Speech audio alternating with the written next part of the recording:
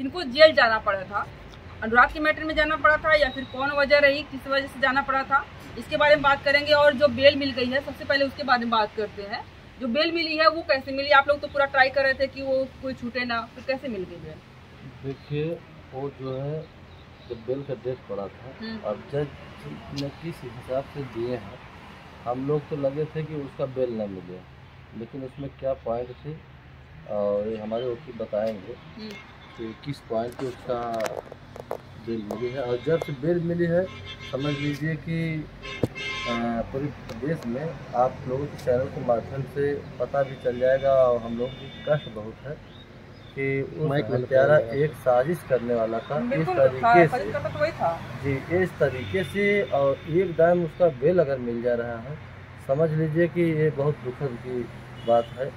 और हम लोग तो ये चाह रहे थे कि उसका बेल न मिले और उसका वो जो है आजीवन सजा हो। वकील को ने ट्राई नहीं किया कि भाई क्यों बेल मिल रही है? उसने बहस की होती, ये तो मेन साजिश यही था, साजिश करता। अब देखिए, वो जैसे बेल होता है ना, तो नकल निकलती है लगभग 24 घंटा बाद, तो मतलब रीजन वाली जी, अब उसमें वो नकल निकलेगी तो उसमें क्या पॉइंट में बेल दिए हैं वो भी वकील बताएंगे। अब जज साहब ने अगर इस बार जज साहब को भी हत्या के विषय में पता होगा, क्योंकि ये चीज़ें पूरे देश और पूरे प्रदेश, पूरे विश्व में हर एक इंसान को मालूम हो गया है कि अनुराग के इस तरीके से गला काटा गया है। अगर वो साजिश करता था तो वो भी एक बहुत बड़ा, समझ लीजिए कि इसमें अपराधी है, लेकिन उसमें बेल मिला है, किस पॉइंट मिला अभी ये नहीं मालूम है। तो पुलिस कुछ नहीं बता रही, क्योंकि जब फ़ोन वगैरह भी ट्रैक होता है तो क्या क्या बातें हुई थी, ये सारी चीज़ें भी देखी जाती है। जिसका कुछ अपडेट आ रहा है कि उसमें अपराधी था या नहीं? देखिए, उसमें CDR निकाला गया था, तो वो जो है जो राजकुमार था बाहर, वो 689 बार बात किया था, और जब घटना के बाद अंदर में 126 बार बात किया था। अभी जान लीजिए कि सीधा जो राजकुमार जो बिल पे आया है वो वही उसी बोल रहे हैं। अच्छा।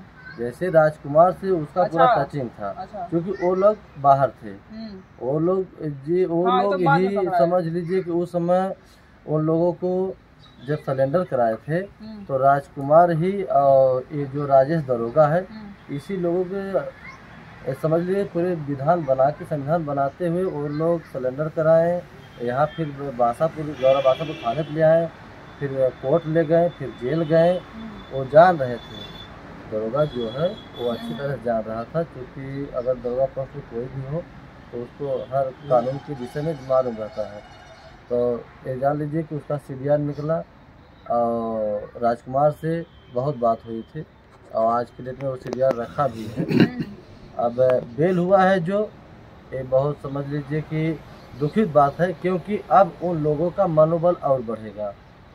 अगर वो बाहर आ जा रहा है तो पहला तो ये रहेगा कि उन बच्चियों के लिए, उन पिताजी के लिए और हम लोग के लिए, हमें भी अब ये चीज़ें समझ लीजिए कि बाहर निकले के बाद वो कभी भी घटना कहीं भी करा सकता है। तो हम तो ये चाह रहे थे कि अभी उसका बेल अगर नहीं मिली होती, अब तो दे ही दिए हैं, वापस भी नहीं होगा। अगर वो बाहर निकला तो जरूर घटना जरूर कराएगा। वो साजिश करता सातिर किस्म का है, समझ लीजिए कि वो दरोगा हुआ है, और अगर उसकी मार्कशीट मिलाया जाए तो वो भी फर्जी निकलेगा।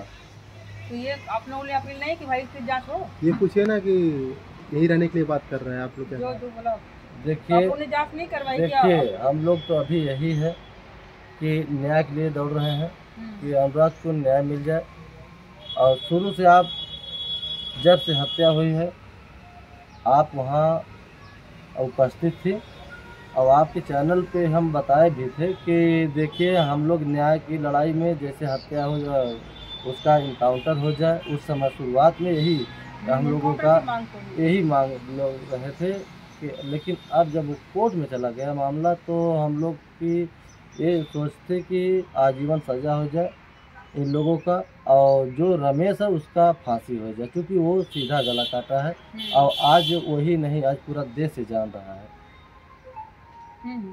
तो हम लोग तो देखिए और राजेश छूटे अगर छूट जा रहे हैं 2-3 दिन, ज़्यादा 2-3 दिन के अंदर में छूट जाएंगे। अगर 24 घंटा में बेल ऑर्डर मिल जा रहा है तो आके यहाँ जमानतदार भरा के और रिहा हो जाएंगे। और रिहा हो जाएंगे तो हम लोगों को ये जान लीजिए कि परख भी अगर डालना होगा तो हम लोग सोचना होगा, क्योंकि वो बाहर है और वो जान रहा है कि क्या लगता है फिर यहीं आकर के रहेगा, इसी घर में रहेगा? देखिए वो ये तो यहाँ नहीं रह पाएगा, छूट भले गया है लेकिन इस घर में वो नहीं आ पाएगा। आपके चैनल के माध्यम से हम बता रहे हैं कि वो यहाँ नहीं रह पाएगा, हमारा गांव नहीं रहने देगा और हमारे गांव के अगल बगल भी नहीं यहाँ रहने देंगे, क्योंकि अगर तनी से कानून के विषय में सब सोचते हैं, नहीं तो भरा बता रहे हैं ना, एक ईंटवा पूरा गाँव उखाड़ के फेंक दे। सिर्फ कानूनी प्रक्रिया चल रही है, इसीलिए सब इंतज़ार कर रहे हैं। और यहाँ वो आके रह पाएंगे? कभी नहीं रह पाएंगे। और अगर यहाँ आएंगे भी तो हमारे गांव वाले दौड़ा लेंगे, क्योंकि यहीं धान लगा था उनका, उनके नात रिश्तेदार आए थे काटने के लिए। उस समय हमारे ग्राम सभा के लोग दौड़ा लिए कि कौन काटने आया है, और वो सब अपना गाड़ी उठा के दूर गाड़ी खड़ी किए थे, दौड़ के भाग के अपना गाड़ी उठा के भाग गए। तो ये जान लीजिए कि सबकी मानसिकता हमारी ग्राम सभा में है कि यहाँ पे वो नहीं रहे। अभी हम लोग अनुराग के पापा जी से बात करके आ रहे हैं, वो काफ़ी निराश लग रहे हैं इस पूरे मैटर को देख करके। कोई भी न्याय नहीं मिला और एक चीज़ जो हुई उनके खिलाफ ही गई, बेल मिल गई। क्या कहेंगे, मतलब कैसे उनको धैर्य दिलाएंगे आप? देखिए हम तो जाने वाले थे जब वहाँ पे आज उनकी फाइल लगी थी, तो अनुराग के पिताजी से, अपने चाचा जी से हम जाने वाले थे मिलने के लिए। लेकिन उस समय ये जान लीजिए कि जब ये सुने कि उसका बेल हो गया, तो यही देखिए आप देखी भी है, मेरा काम भी चल रहा है, और वहाँ से हम कहीं निकले भी नहीं था। जब आपका फ़ोन आया हम वहीं आ गए होते। लेकिन यहाँ पे समझ लीजिए इतनी दुखित हुआ है कि वहाँ से हमारे मिस्त्री काम कर रहे थे तो पूछने भी लगे भैया कैसे बेल हो गई, कैसे बेल हो गई। इतना बड़ा वो घटना कराया, आज एक भारत का समझ लीजिए हीरा का अंत कर दिया, तो कैसे बेल हो गई। और कौन जज साहब ऐसा कर दिए कि उसका बेल दे दिया, उसको तो बेल ही नहीं देना चाहिए।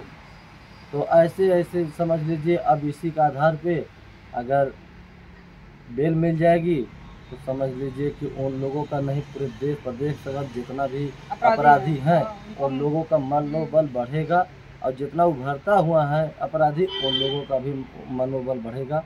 हम तो जज साहब से अब क्या कहें, अब जो करना है वो तो कर ही दिए, लेकिन हम लोगों को ये विश्वास नहीं था कि जज साहब इतना जल्दी और इतना बड़ी घटना में निर्णय ले लेंगे। अच्छा, आपको भी सुना कि जेल में गए हुए थे, क्या अनुराग का ही मैटर में आपको फंसाया गया था? देखिए ऐसा है, उसमें हम बता दें उसमें कोई मामला था नहीं, उसमें कोई मामला था नहीं, लेकिन अनुराग के मैटर को लेके और ये सब जैसे जितने उनके आंटी हैं और जितने भी उनके लगे सगे हैं, मामला ख़त्म हो गया था। एक औरत थी गोरखपुर की, वो जो है उनका नाम शकुंतला पांडे था, वो अध्यापक थी, और एक कर्मचारी था वो दारू पिया था और बहुत उल्टा सीधा बोल दिया, तो उसको हम डांटे फटकारे और उसका दुपट्टा मार दी थी, और कोई बात थी नहीं। फिर वो आके सुबह हमसे हाथ गोड़ जोड़ा, कहा कि भैया गलती हो गई प्रधान जी, अब ऐसा गलती हम नहीं करेंगे, हम दारू पी के क्या क्या बोल दें हमें खुद नहीं पता है।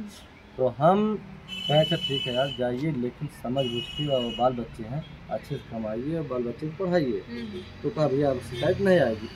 तो हम तो चले गए उस दिन, 16 के बाद थी, 17 को सुबह हम चले गए, अनुराग की केस थी वहाँ पे। जब वहाँ गए तो वहाँ पे हमारी फाइल 1 नंबर पे लगी थी उस समय। तो ये जान लीजिए कि पहले अगर तहसीलदार साहब बैठे तो मेरी ही फाइल देखते, तो मेरी फाइल उनके पास गई, मेरे वकील भी वहाँ खड़े थे। तो जो हत्यारा है लड़कवा, उसका वकील नहीं पहुँचे थे, तो उनको बुलवाया गया। वो आधा घंटा बाद आए। जब आधा घंटा बाद आए तो उस समय समझ लीजिए कि आने के बाद तहसीलदार साहब फिर अब इतना तारीख पढ़ने के बाद भी उन्हें आधे घंटा का समय वो मांगने लगे उनके वकील ने। तो हमारे समझ लीजिए कि तहसीलदार साहब 1.5 घंटा का मौका दे दिए। 12 बजे आए थे, 1.5 घंटा का मौका दिए, और उनके वकील 1:33 पे आए। तो उसमें जो लालता की